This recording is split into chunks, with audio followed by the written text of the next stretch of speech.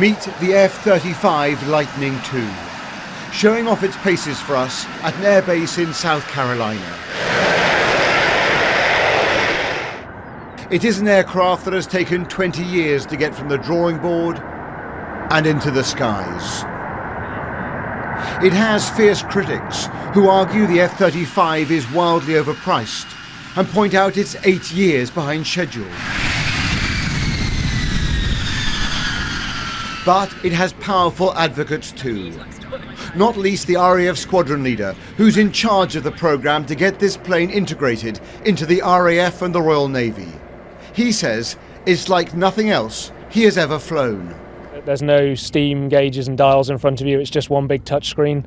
There's about 4 or 5 switches in the whole cockpit because everything else is just done with a touch screen on essentially a big iPad in front of you. I mean, that just takes you straight into the, wow, this airplane's very different. And the best pilots may not be the ones with traditional flying skills. I think that the 16, 17-year-old kid that's sitting on his sofa playing PlayStations nowadays, and I'm not advocating that because clearly, you need to get out and see the sun sometimes as well. But those guys, I think, are going to be very good at this. It may share similarities with a video game, but it's also one of the most expensive weapon systems in history. Each helmet alone costs $500,000. Exterior video is projected onto the visor.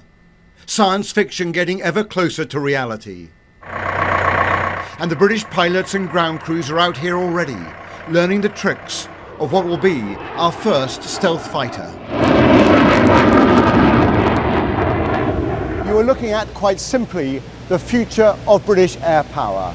At over $100 million each, this multi-role, 5th-generation fighter will serve the Royal Navy and the Royal Air Force for at least the next 2 decades.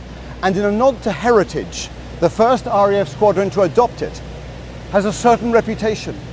Their task, to breach the great dams of the Ruhr Valley. Tonight, they are 617 Squadron.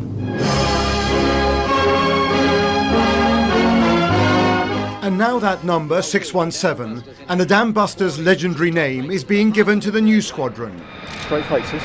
A link the pilots are honoured to have. 617 is such a historic squadron that we're very lucky to have been given that number plate to be able to stand up the first operational F-35 squadron.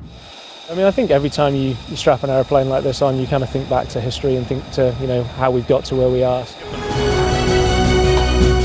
This will be a joint fighter, not just land-based, but the weapon of choice for the Royal Navy's 2 new aircraft carriers as they become operational over the next few years.